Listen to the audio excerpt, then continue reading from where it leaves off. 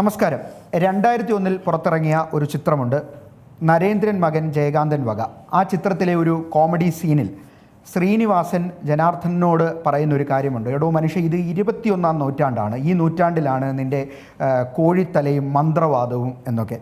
ഈ 21-ാം നൂറ്റാണ്ടിലും നമ്മൾ അങ്ങനെ കാര്യമായ വിശ്വസിക്കാത്ത ഒന്നായി മാറിയിട്ടുണ്ട് മന്ത്രവാദം, അല്ലെങ്കിൽ പ്രേതം, ഭൂതം, പിശാച് എന്നൊക്കെ പറയുന്നത്. വിശ്വസിക്കുന്നവർ കാണും, ഇല്ലെന്നല്ല. എങ്കിലും വളരെ വർഷങ്ങളായി, ഏതാണ്ട് തലമുറകളായി ആളുകളെ ത്രസിപ്പിക്കുന്ന കഥകളാണ് ഈ പ്രേതവും ഭൂതവും യക്ഷിയുമൊക്കെ. ഞാൻ ഈ പറഞ്ഞു വരുന്നത് ഒരു നാടകത്തിലേക്കുള്ളൊരു ഇൻട്രോയാണ്. ഒരുപക്ഷെ പ്രേക്ഷകർക്ക് ഇതിനോടകം തന്നെ കാര്യം മനസ്സിലായിട്ടുണ്ടാകും. രക്തരക്ഷസ് എന്ന് പറയുന്ന നാടകം, അല്ലെങ്കിൽ കലാനിലയം എന്ന് പറയുന്ന ആ നാടക ട്രൂപ്പ്, ഇതിനെക്കുറിച്ച് ഒരുപക്ഷെ പ്രേക്ഷകർ കേട്ടിട്ടുണ്ടാകും. എന്തായാലും നമ്മോടൊപ്പം ഇന്ന് സംസാരിക്കുന്നതിന് വേണ്ടിയിട്ട് ഏരീസ് കലാനിലയത്തിൻ്റെ MD, അതുപോലെ ഈ രക്തരക്ഷസ് എന്ന് പറയുന്ന നാടകത്തിൻ്റെ ക്രിയേറ്റീവ് ഡയറക്ടറും സർവോപരി കലാനിലയം കൃഷ്ണൻ നായരുടെ മകനുമൊക്കെയായ അനന്ത പത്മനാഭൻ സാറാണ്. സാർ, സ്വാഗതം സി ന്യൂസിലേക്ക്. ഞാൻ ഇങ്ങനെ ചിന്തിക്കുകയായിരുന്നു, വളരെ വർഷങ്ങളായിട്ട്, ഞാൻ ആദ്യം പറഞ്ഞതുപോലെ തലമുറകളായിട്ട് ഇങ്ങനെ ഒരു നാടകം, അതിൻ്റെ കഥയിൽ ഒന്നും യാതൊരു മാറ്റവുമില്ല. വർഷങ്ങളായി അവതരിപ്പിക്കുന്നത് കൊണ്ട് ഏതെങ്കിലുമൊക്കെ കാലഘട്ടത്തിൽ അതിൻ്റെ അവതരണ രീതിയിൽ മാത്രം, അല്ലെങ്കിൽ സാങ്കേതികമായി വരുന്ന പുതിയ കാര്യങ്ങളിൽ മാത്രമുള്ള മാറ്റങ്ങൾ ഉൾക്കൊണ്ടുകൊണ്ട് എങ്ങനെയാണ് ഈ തലമുറകളെ നിങ്ങൾക്ക് ഇങ്ങനെ രസിപ്പിച്ച് കൊണ്ടുപോകാൻ പറ്റുന്നത്? അത് ആ കലാനിലയം എന്ന് പറയുന്ന 11 അക്ഷരത്തിൻ്റെ ഒരു മാജിക്കാണ്. കാരണം വർഷങ്ങളായിട്ട്, ഏകദേശം എൻ്റെ അച്ഛൻ കലാനിലയം കൃഷ്ണൻ നായർ 90 വർഷത്തോളമായി ഈ നാടക പ്രസ്ഥാനത്തിലേക്ക് വന്നിട്ട്. അതിന് 1963 മലയാള നാടകവേദിയിൽ ഒരു മാറ്റം എന്ന് പറയുന്ന രീതിയിൽ സ്ഥിരം നാടകവേദി വന്നത്. അതിനുമുമ്പ് പ്രൊഫഷണൽ നാടകങ്ങളായിരുന്നു. നമ്മളിപ്പോൾ നിങ്ങൾ കാണുന്ന പോലെയുള്ള അമ്പലപ്പറമ്പുകളിലും മറ്റേ ഹോളുകളും, അന്ന് അമ്പലപ്പറമ്പിനേക്കാളും കൂടുതൽ ഹോളുകളിലായിരുന്നു നാടകങ്ങൾ കളിച്ചുകൊണ്ടിരുന്നത്. അത്തരം നാടകങ്ങളായിരുന്നു അത്. പക്ഷേ അന്നും പ്രൊഫഷണൽ നാടകങ്ങളിൽ വ്യത്യസ്തമായ നാടകങ്ങളായിരുന്നു കലാനിലയം അവതരിപ്പിച്ചുകൊണ്ടിരുന്നത്. അതായത് ചരിത്ര നാടകങ്ങളും പുരാണ നാടകങ്ങളും. മറ്റുള്ള സമിതികളും മറ്റുള്ള നാടകം എടുത്താൽ സോഷ്യൽ നാടകങ്ങൾക്കായിരിക്കും പ്രാധാന്യം കൊടുത്തിട്ടുണ്ടാകും. പക്ഷേ കലാനിലയം എപ്പോഴും ചരിത്ര നാടകങ്ങളും പുരാണ നാടകങ്ങളുമാണ് കൂടുതൽ എടുത്തുകൊണ്ടിരുന്നത്.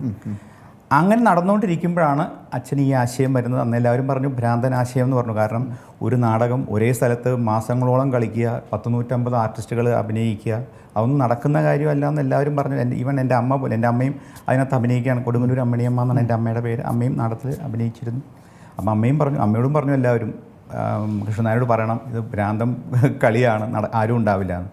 പക്ഷേ എല്ലാവരുടെയും ധാരണകളെയും മാറ്റി മറിച്ചുകൊണ്ടാണ് 1963 പുത്തരിക്കണ്ടം മൈതാനം, തിരുവനന്തപുരത്ത് പുത്തരിക്കണ്ടം മൈതാനത്ത് കുരുക്ഷേത്രം ഓപ്പറ അരങ്ങേറിയത്. അന്ന് വരെയുള്ള മലയാളം നാടകവേദിയിൽ ഒരു അത്ഭുതമായിരുന്നു. അതാണ് പിന്നീട് നടന്നുകൊണ്ട് പല പല നാടകങ്ങൾ, കായംകുളം കൊച്ചുണ്ണി, കടമറ്റത്ത് കത്തനാര്, രക്തരക്ഷസ്, പിന്നെ ലാസ്റ്റൊക്കെയാണ് വന്നത്. അതിന് മുമ്പ് ശ്രീ ഗുരുവായൂരപ്പൻ, ദശാവതാരം, ജീസസ് ക്രൈസ്റ്റ്, അലാവുദ്ദീൻ അക്ബർക്ക്, അങ്ങനെ വന്ന് അതിൻ്റെ കലാനിലയത്തിനെ പറ്റി പറയുമ്പോൾ ആദ്യം മനുഷ്യൻ്റെ മനസ്സിൽ വരുന്ന 2 നാടകങ്ങളാണ് രക്തരക്ഷസും കടമറ്റത്ത് കത്തനാര്. അപ്പോൾ ഞാൻ ചോദിക്കാൻ വന്നത്, ഈ രക്തരക്ഷസിൻ്റെ ഇപ്പോഴുള്ളൊരു അവതരണം, അത് ഈ അടുത്തിടെ ഞാൻ പോയി കണ്ടിരുന്നു. ഞാൻ ശരിക്കും 2007 അല്ലെങ്കിൽ 2009, 2009 ഒക്കെ ആയിട്ട് രക്തരക്ഷസും കടമറ്റത്ത് കത്തനാരും ഞാൻ മുമ്പും കണ്ടിട്ടുണ്ട്, ചെങ്ങന്നൂരും പത്തനംതിട്ടയിലും ഒക്കെ വെച്ച്. അപ്പോൾ ഞാൻ അതിനകത്ത് നോക്കിയപ്പോൾ എനിക്ക് ഒരു മാറ്റം ഫീൽ ചെയ്തത്, സാങ്കേതിക വിദ്യ വളരെ വലിയ രീതിയിൽ ഇപ്പോഴത്തെ നാടകത്തിൽ ഉപയോഗിച്ചിട്ടുണ്ട്. അപ്പം ഈ എന്ത് വ്യത്യാസമാണ് വർഷങ്ങൾ കഴിയുന്തോറും? ആളുകളൊക്കെ കണ്ടിട്ട് സാറിനോട് വന്ന് അഭിപ്രായം പറയാറുണ്ടല്ലോ, ഞങ്ങൾ ഇത്ര വർഷം മുമ്പ് ഈ നാടകം കണ്ടിട്ടുണ്ട്, അപ്പോൾ ഇന്ന് കാണുമ്പോൾ പഴയതുപോലെയൊക്കെ ഉണ്ടെങ്കിലും ഇന്ന കാര്യങ്ങളിലൊക്കെ വ്യത്യാസമുണ്ട്. അങ്ങനത്തെ കാര്യങ്ങളൊക്കെ ആളുകൾ വന്ന് പറയാറുണ്ടോ, നോട്ട് ചെയ്ത് വന്ന് പറയാറൊക്കെ ഉണ്ടോ? പിന്നെ ദൂരം പണ്ട് കണ്ട ആൾക്കാർ, അതായിരുന്നു നമ്മളെ സംബന്ധിച്ച് ഏറ്റവും വലിയൊരു ചലഞ്ച്. അതായിരുന്നു ഈ കലാനിലയത്തിൻ്റെ നാടകത്തിൻ്റെ ഈവൻ ഓരോ ഡയലോഗുകൾ പോലും മനുഷ്യൻ്റെ മനസ്സിൽ അത്രയും ഓർമ്മ നിൽക്കുന്ന കഥാപാത്രങ്ങളും ഡയലോഗുകളും ആയിരുന്നു. അപ്പം അത് നമ്മൾ, കാരണം വർഷങ്ങൾക്ക് മുമ്പ്, ഇപ്പോൾ 2003 ഞാനും ജയചേട്ടനോടാണ് ആദ്യം അച്ഛൻ മരിച്ചതിന് സ്റ്റാർട്ട് ചെയ്തത്. അന്നും പണ്ട് അവതരിപ്പിച്ചതിനേക്കാളും വളരെയധികം മാറ്റങ്ങൾ വരുത്തിയിട്ടാണ് നമ്മൾ ആ നാടകം അവതരിപ്പിച്ചത് 2003. കാരണം കാലഘട്ടങ്ങൾക്കനുസരിച്ചുള്ള മാറ്റങ്ങൾ ഇതിനകത്ത് വരുത്തിയാൽ മാത്രമേ അത് മുന്നോട്ട് പോകാൻ പറ്റുള്ളൂ. അപ്പോൾ 2003 അവതരിപ്പിച്ചു. അതിനുശേഷം ഇപ്പോൾ വീണ്ടും അവതരിപ്പിക്കുമ്പോഴും വളരെയധികം മാറ്റങ്ങൾ ഇതിനകത്ത് വരുത്തി. കാരണം ഇന്നത്തെ കാലഘട്ടം നമുക്കറിയാം, അന്ന് സിനിമകൾ പോലും വളരെയധികം അഡ്വാൻസ്ഡ് ആയിട്ട് വരുന്ന കാലഘട്ടത്തിലാണ് ഈ നമ്മളിപ്പോൾ നിൽക്കുന്നത്. പിന്നെ നമ്മുടെ വിരൽത്തുമ്പിൽ പോലും എല്ലാ കുട്ടികൾക്ക് എല്ലാവിധ വിനോദോപാധികളും നമുക്ക് കാണാവുന്ന കാലഘട്ടം. ആ കാലഘട്ടത്തിൽ ഇത്രയും പഴക്കമുള്ളൊരു നാടകം വീണ്ടും അവതരിപ്പിക്കുമ്പോൾ നമ്മുടെ മുമ്പിൽ 2 ചലഞ്ചാണ് ഒരു ക്രിയേറ്റീവ് ഡയറക്ടർ എന്നുള്ള നിലയ്ക്ക് എനിക്ക് മുന്നിലുണ്ടായിരുന്നു. ഒന്ന്, പണ്ട് കണ്ട ആൾക്കാരെ തൃപ്തിപ്പെടുത്തണം. അതേപോലെ പുതിയതായിട്ട് കാണുന്ന പുതിയ തലമുറയിലെ കുട്ടികളെ അത്ഭുതപ്പെടുത്തണം. ഇത് രണ്ടും കൊണ്ടുവരണം. അപ്പോൾ അതൊരു വലിയൊരു ചലഞ്ചായിരുന്നു. പക്ഷേ അച്ഛൻ്റെ അമ്മയുടെ അനുഗ്രഹവും അതുപോലെ പഴയുള്ള ഗുരുക്കന്മാരുടെ അനുഗ്രഹം കൊണ്ട് അത് നമുക്ക് വിജയപ്രദമായിട്ട് നടത്താൻ പറ്റി. അതാണ് എന്നെ സംബന്ധിച്ച് വലിയൊരു അഭിമാനമായിട്ട് എനിക്ക് തോന്നുന്നത്. കാരണം നമ്മൾ പഴയ കോമഡി സീൻസൊക്കെ നമ്മൾ വളരെയധികം എല്ലാം കട്ട് ചെയ്തു. പിന്നെ ലാഗ് വരുന്ന കുറേ രംഗങ്ങൾ മാറ്റി. പിന്നെ അതുപോലെ ഇപ്പോൾ ഞാൻ ഈ രക്തരക്ഷസ് 2 ഭാഗങ്ങളായിട്ടാണ് അവതരിപ്പിക്കാൻ പോകുന്നത്. അതിൽ ഒന്നാമത്തെ ഭാഗമാണ് ചാപ്റ്റർ 1 എന്ന നിലയ്ക്കാണ് ഇപ്പോൾ നമ്മൾ അവതരിപ്പിക്കുന്നത്. അപ്പോൾ ആ നാടകത്തിൽ ചാപ്റ്റർ 2-ൻ്റെയും കൂടി കുറേ ലിങ്കുകളും കൂടി നമ്മൾ ഇട്ടിട്ടുണ്ട്. പഴയ നാടകത്തിൽ പല കോമഡി സീനുകളൊക്കെ മാറ്റിയിട്ടുണ്ട്. പുതിയ സെക്കൻഡ് പാർട്ടിലെ കുറേ രംഗങ്ങൾ നമുക്ക് ആഡ് ചെയ്തു. അപ്പോൾ അത് പുതിയ തലമുറയ്ക്ക് വളരെയധികം ഇഷ്ടപ്പെട്ടു. കാരണം ആ രീതിയിലാണ് നമ്മൾ ചെയ്തിരിക്കുന്നത്. പിന്നെ സെറ്റിങ്സിൽ കാര്യത്തിലായിരുന്നു നമ്മൾ അതിനകത്ത് 3D എഫക്ട്സ് ഉള്ള സെറ്റുകൾ ആഡ് ചെയ്തു. പിന്നെ പഴയ പാട്ടുകളാണ് എല്ലാം ഉപയോഗിച്ചിരിക്കുന്നത്. ദക്ഷിണാമൂർ സ്വാമി ട്യൂൺ സംഗീതം നൽകിയ പാപ്പനംകോട് ലക്ഷ്മൺ എഴുതിയ വരികളും.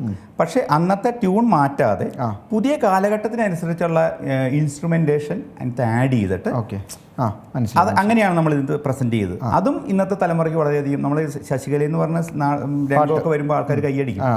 പിന്നെ ഒരു ഗാർഡൻ സീനുണ്ട്. അതേപോലെ അതിൻ്റെ സെറ്റിങ്സ് വരുമ്പോൾ പണ്ട് അച്ഛനുള്ളപ്പോൾ ഈ നായകനും നായികയും വെറുതെ അങ്ങോട്ടും ഇങ്ങോട്ടും നോക്കി നിന്ന് പാടുമായിരുന്നു. ഇന്ന് നമ്മൾ 3-4 സീനുകളാക്കിയത് മാറ്റി. അത് നിമിഷ നേരങ്ങൾ കൊണ്ടാണ് ഇത് മാറുന്നത്. ഡ്രസ്സ് മാറും, സെക്കൻഡ്സിൽ ഡ്രസ്സും മാറും.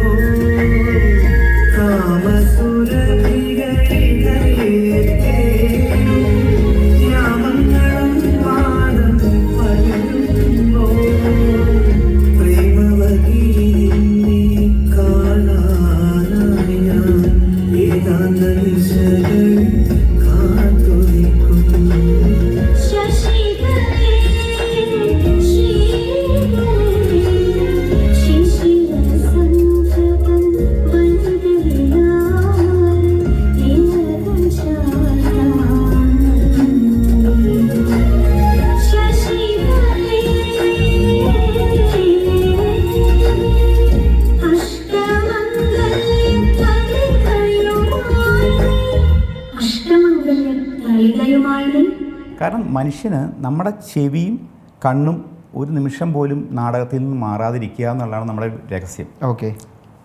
അത് മാറിപ്പോയി കഴിഞ്ഞാൽ ആൾക്കാർ പോകും. ഞാനെപ്പോഴും ഓഡിറ്റോറിയത്തിൽ പോയിട്ട് ബാക്കിൽ പോയിട്ട് നമ്മൾ ഫ്രണ്ടിലല്ല ഇരിക്കുക, ഒരു മിഡിൽ ക്ലാസ്സിൽ പോയിരിക്കും. ആൾക്കാർ നാടകം നടക്കുമ്പോൾ മൊബൈൽ നോക്കുന്നുണ്ടോ നോക്കും. ഏത് സീനിലാണ് ആൾക്കാർ മൊബൈൽ നോക്കണമെന്ന് നോക്കും.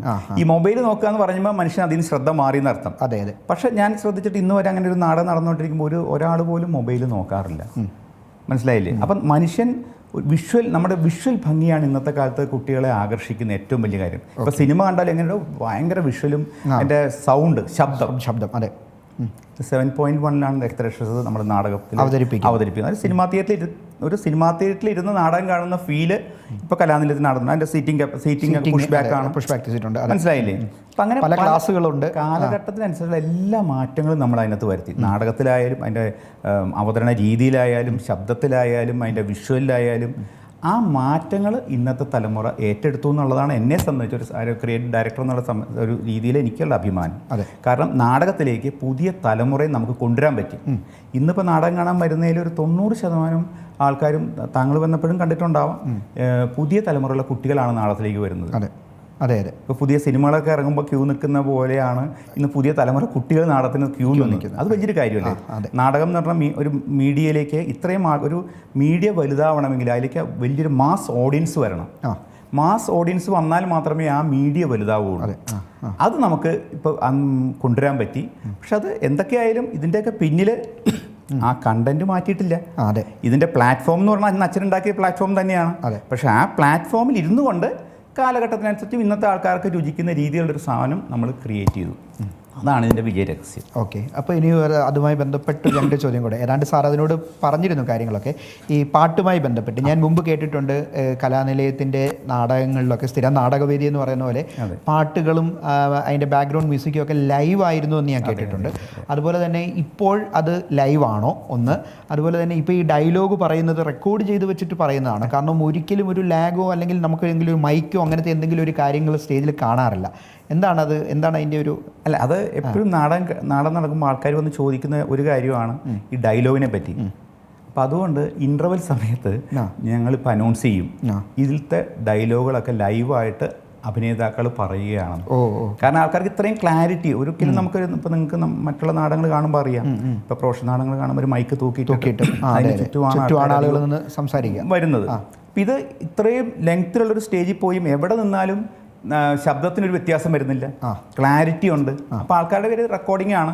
അങ്ങനെ പലരും ചോദിച്ചുകൊണ്ട് നമ്മൾ ഇൻ്റർവെൽ സമയത്ത് ഇത് റെക്കോർഡിംഗ് അല്ല, അഭിനേതാക്കൾ ഡയറക്റ്റ് ലൈവായിട്ട് പറയുന്നതാണ് നമ്മൾ. അപ്പോൾ ഭയങ്കര കയ്യടിയാണ് ആൾക്കാർക്ക്.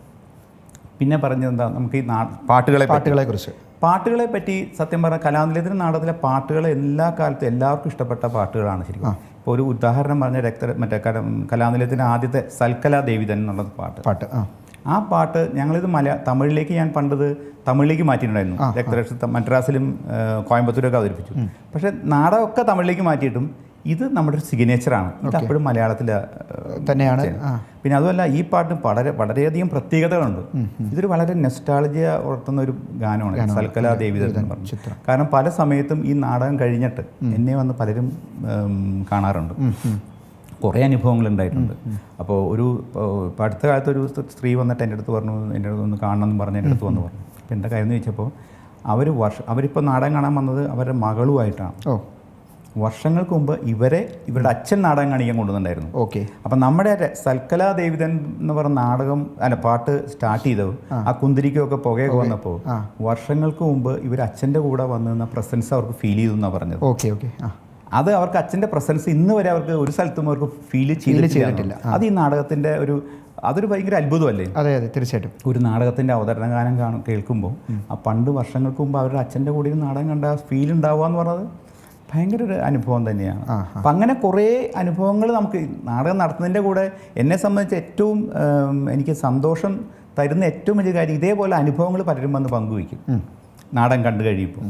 അതേപോലെ ഇപ്പോൾ ആശാ ശരത്ത് വന്ന് നാടകം കണ്ടു, അവർക്കും ഇതേ അനുഭവം ഉണ്ടായെന്ന് അവർ എൻ്റെ അടുത്ത് പറഞ്ഞിട്ടുണ്ടായിരുന്നു. മാഡം വന്നിട്ട് എൻ്റെ അടുത്ത് പറഞ്ഞു. അതേപോലെ ഒരു ചെറുപ്പക്കാരൻ ഈ അടുത്ത കാലത്ത് വന്നിട്ട് എന്നെ ഭാര്യയും ഹസ്ബൻഡും അദ്ദേഹം ഭാര്യയായിട്ടാണ് എന്നെ കാണാൻ വന്നത്. അപ്പോൾ അവർ എന്നെ കാണാൻ വന്നു. അവരുകൊണ്ട് സാറേ ഞാൻ സാറിനോടൊരു കാര്യം പറയാനാണ് വന്നത്. എന്താണെന്ന് ചോദിച്ചു. അവരുടെ അമ്മ ബോംബെയിൽ നിന്ന് വിളിച്ച് പറഞ്ഞിട്ടാണ് അവർ രണ്ടൊരു നാടകം കാണാൻ വന്നത്. അപ്പോൾ അവരോട് പറഞ്ഞത് വർഷങ്ങൾക്ക് മുമ്പ് ഈ പയ്യനെ ഈ പയ്യൻ്റെ അമ്മ ഗർഭത്തിലിരിക്കുന്ന സമയത്ത് നാടകം കാണാൻ വന്നു. അന്ന് ഗർഭിണികൾക്കും കുഞ്ഞുങ്ങൾക്കും ടിക്കറ്റ് കൊടുക്കില്ല. ഓക്കെ. ആ കാലമാണ് 70. അപ്പം അന്ന് എന്നിട്ട് അച്ഛനേക്ക് ഒന്ന് കണ്ടു. അച്ഛനും ടിക്കറ്റ് കൊടുത്തില്ല, വേണ്ട ശബ്ദവും ഇതൊക്കെ ഭയങ്കര പ്രശ്നമുണ്ടാവും. അപ്പോൾ അവർ പറഞ്ഞു, അന്ന് എനിക്ക് നിന്നെ വയറ്റിലിട്ട് കാണാൻ പറ്റാത്ത നാടകം നീ എന്തായാലും പോയി നാടകം കാണണം. അപ്പം അങ്ങനെ കുറേ അനുഭവങ്ങൾ നമുക്ക് ചിലവർ വന്നിട്ട് നാടകം കഴിഞ്ഞിട്ട് പ്രായമുള്ള ആൾക്കാർ വന്നിട്ട് എന്നെ അടുത്ത് കൈയൊക്കെ പിടിച്ച് കരയും. കാരണം ഞങ്ങൾക്ക് പഴയ ആ ഓർമ്മകളൊക്കെ ഉണർത്തി എന്ന് പറഞ്ഞു. ഇതൊക്കെ വലിയൊരു അനുഭവമല്ലേ സത്യം പറഞ്ഞു കഴിഞ്ഞാൽ. അപ്പോൾ ഈ നാടകം ഓഡിയൻസ് പ്രേക്ഷകരെ എക്സ്പീരിയൻസ് ചെയ്യുന്ന പോലെ എന്നെ സംബന്ധിച്ചിട്ട് എൻ്റെ അച്ഛനെയും അമ്മയും പറ്റിയുള്ളൊരു ഓർമ്മകൾ ഓരോ ദിവസവും ഓരോ രീതിയിൽ എനിക്ക് കിട്ടുകയും ചെയ്യും. അതാണ് എന്നെ സംബന്ധിച്ചിട്ട് വലിയൊരു സന്തോഷമുള്ളൊരു കാര്യം. ശരി. ഇപ്പോൾ നമ്മൾ രക്തരക്ഷസിനെ കുറിച്ച് പറഞ്ഞപ്പോൾ അതിൻ്റെ ചാപ്റ്റർ 1 ആണിപ്പോൾ, ഇനി ചാപ്റ്റർ 2 വരുന്നുണ്ടെന്ന് പറയുന്നു. എനിക്ക് തോന്നുന്നു നിങ്ങളുടെ സോഷ്യൽ മീഡിയ ഹാൻഡിലുകളിലും ഒക്കെ ഏറ്റവും കൂടുതൽ ആളുകൾ ആവശ്യപ്പെടുന്ന ഒന്ന് ഈ രക്തരക്ഷസ് കണ്ടു, ശരി തന്നെ, എപ്പോഴാണ് കത്തനാർ വരുന്നത് എന്നുള്ളതാണ്. കടമറ്റത്ത് കത്തനാർക്ക് വേണ്ടി ഇങ്ങനെ നിങ്ങളുടെ പ്രേക്ഷകർ തലമുറകൾ ഇങ്ങനെ കാത്തിരിക്കുകയാണ്, അതൊന്ന് കാണണം എന്നുള്ളൊരു വെമ്പല് ഒക്കെ ഉണ്ട്. അതുമാത്രമല്ല, ഈ രക്തരക്ഷസിൻ്റെ ഈ ചാപ്റ്റർ 1 ഇൻ്റർവെല്ലിൻ്റെ സമയത്ത് നിങ്ങൾ കടമറ്റത്ത് കത്തനാരിലെ പാട്ടുകൾ ഇടാറുമുണ്ട്. അതൊക്കെ ആളുകൾ കേട്ടിട്ട് അതിൻ്റെയൊക്കെ കമൻറ്റുകൾ ഞാൻ കണ്ടിട്ടുണ്ട്. അപ്പോൾ എനിക്കും ചോദിക്കാനുള്ളത് അതാണ്, എന്നാണ് ഈ കടമറ്റത്ത് കത്തനാർ വരുന്നത്? ഒന്ന് പേടിപ്പിക്കാൻ അല്ലെങ്കിൽ യക്ഷി ഒന്ന് തളയ്ക്കാൻ? കാരണം രക്തരക്ഷസിൽ യക്ഷി ഇങ്ങനെ കറങ്ങി നടക്കുകയാണ്. രക്തരക്ഷസിൽ സത്യം പറഞ്ഞാൽ യക്ഷിയല്ല. അതെ, ഒരു സയന്റിഫിക് എററാണ്. കത്തനാരിലാണ് നമ്മുടെ മുത്തശ്ശിക്കഥകളിലെ യക്ഷി എന്ന് പറയുന്നത്. ഇതിനകത്തൊരു മരുന്ന് ഉപയോഗിച്ചിട്ട് അതിനകത്ത് പറ്റുന്ന ഒരു ആഫ്റ്റർ എഫക്റ്റ് ആണ് ഇങ്ങനത്തെ ഒരു രൂപമായിട്ട് മാറുന്നത്. ശരിക്കും യക്ഷി നമ്മുടെ കത്തനാരിലാണ്. കത്തനാർ നാടകം നമ്മൾ ഇന്റർവ്യൂവിൽ താങ്കൾ പറഞ്ഞ പോലെ ഇന്റർവ്യൂവിൽ പാട്ട് വയ്ക്കും. അപ്പോൾ വന്ന ആൾക്കാരെയും കത്തനാർ എപ്പോഴാണ് വരണേ, ആൾക്കാർ കത്തനാർ എപ്പോഴാണ് വരുന്നത്, അലാവുദ്ദീൻ അൽബകളൊക്കെ എപ്പോഴാണ് വരണേ. പക്ഷേ ആൾക്കാർക്ക് അറിയില്ല ഇതിന്റെ പിന്നിലുള്ള എഫർട്ട്, മനസ്സിലായി, സാമ്പത്തികം, പിന്നെ ഇത്രയൊരു കോർഡിനേഷൻ, ഇതൊക്കെ കൊണ്ടുവരാൻ വലിയൊരു പ്രശ്നമാണ്. അപ്പോൾ രക്തരക്ഷസും വരും, അലാവുദ്ദീൻ അൽബകളൊക്കെ കത്തനാരും വരും, അലാവുദ്ദീൻ അൽബകളൊക്കെ വരും. പക്ഷെ ഞാൻ ഇപ്പം ഇനി ഫോക്കസ് ചെയ്യുന്നത് ഇതിൻ്റെ സെക്കൻഡ് പാർട്ടാണ്, അതായത് രക്തരക്ഷസിൻ്റെ ചാപ്റ്റർ 2. അതും വലിയൊരു ചലഞ്ചാണ്.